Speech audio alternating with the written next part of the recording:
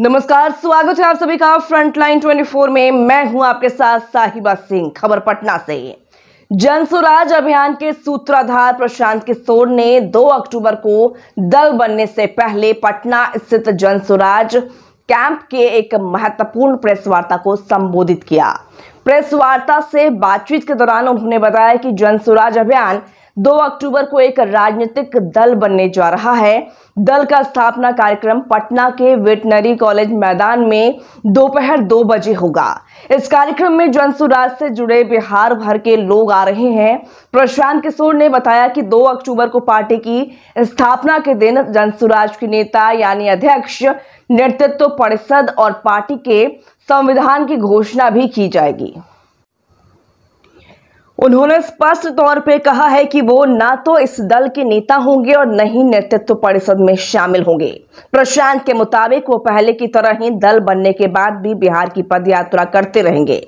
उन्होंने ये भी बताया कि दल बनने के बाद अगले साल की शुरुआत में फरवरी मार्च के महीने में पटना के गांधी मैदान से जन स्वराज बिहार के समग्र विकास के लिए अपना ब्लूप्रिंट जारी करेगा और बिहार के लोगों को बताया जाएगा कैसे बिहार भी देश के अग्रणी राज्यों में शामिल हो सकता है। बिहार के हर एक पंचायत का अलग अलग घोषणा पत्र भी जारी किया जाएगा। प्रशांत किशोर ने बीजेपी पर सीधा निशाना साधते हुए कहा कि अगर बिहार बीजेपी अध्यक्ष दिलीप जायसवाल को किसी गांव में खड़ा कर दिया जाए तो उन्हें 10 लोग भी नहीं पहचान पाएंगे। यह वही बीजेपी है जो खुद को दुनिया की सबसे बड़ी पार्टी होने का दावा करती है, लेकिन बिहार में उसकी स्थिति दयनीय है। उन्होंने कहा कि बिहार में बीजेपी के पास खुद का कोई मजबूत चेहरा नहीं है। नीतीश कुमार के साथ सरकार बनाकर बीजेपी खुद को डुबो रही है। आज बीजेपी के पास बिहार में कोई स्पष्ट नेतृत्व नहीं है और इसलिए उन्होंने 43 विधायकों के साथ नीतीश कुमार को मुख्यमंत्री बनाए रखा है। प्रशांत किशोर ने इसे बीजेपी की बड़ी रणनीतिक गलती बताया और दावा किया कि इसका खामियाजा पार्टी को अगले चुनावों में भुगतना पड़ेगा। मुख्यमंत्री नीतीश कुमार पर हमला करते हुए प्रशांत किशोर ने कहा कि SSS यानी शराबबंदी, सर्वे और स्मार्ट मीटर नीतीश कुमार के राजनीतिक जीवन का आखिरी कील है। उन्होंने कहा कि शराबबंदी सिर्फ कागजों में है। जमीनी हकीकत यह है कि शराब की दुकानों को बंद कर दिया गया है, लेकिन होम डिलीवरी धड़ल्ले से चल रही है।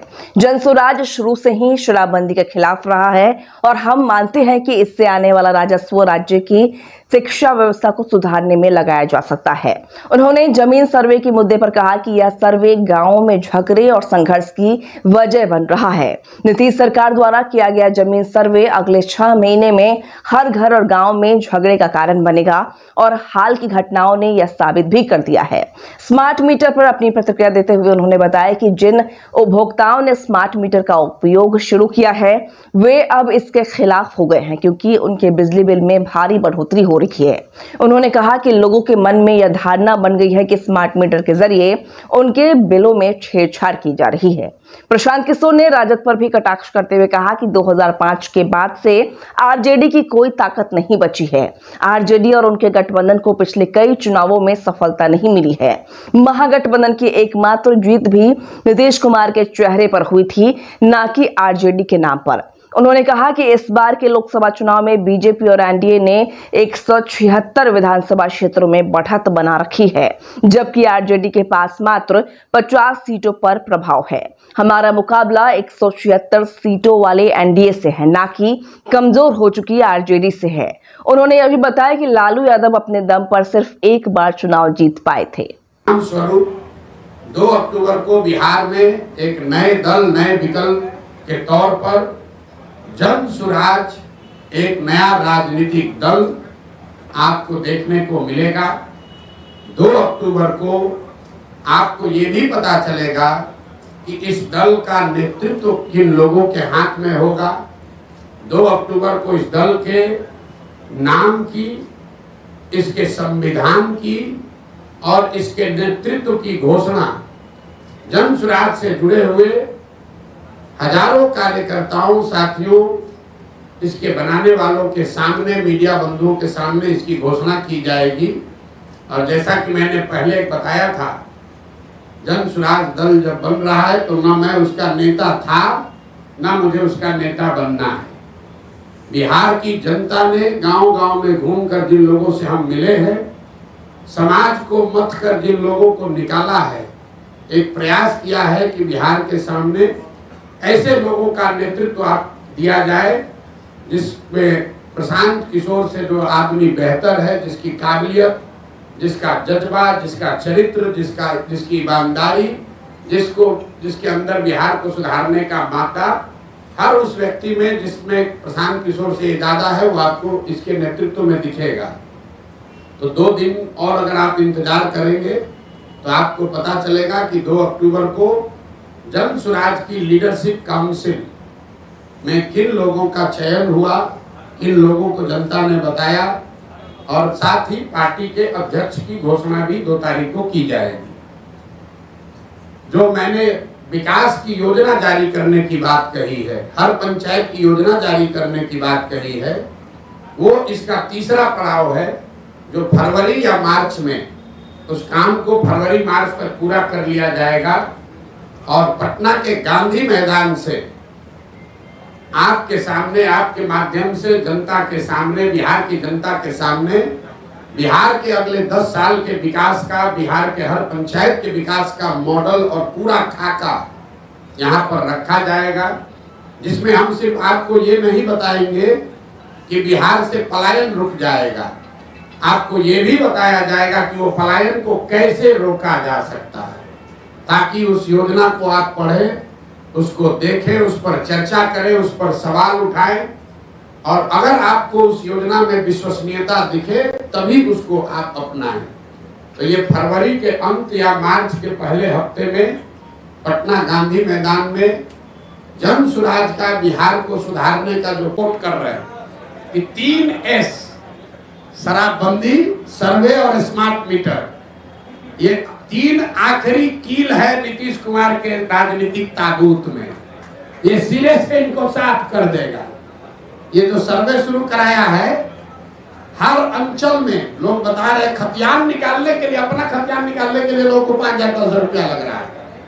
जब से सर्वे शुरू हुआ है, प्रखंड के स्तर पर लोग बता रहे हैं कि 50 लाख से 1 करोड़ रुपया की वसूली हो चुकी।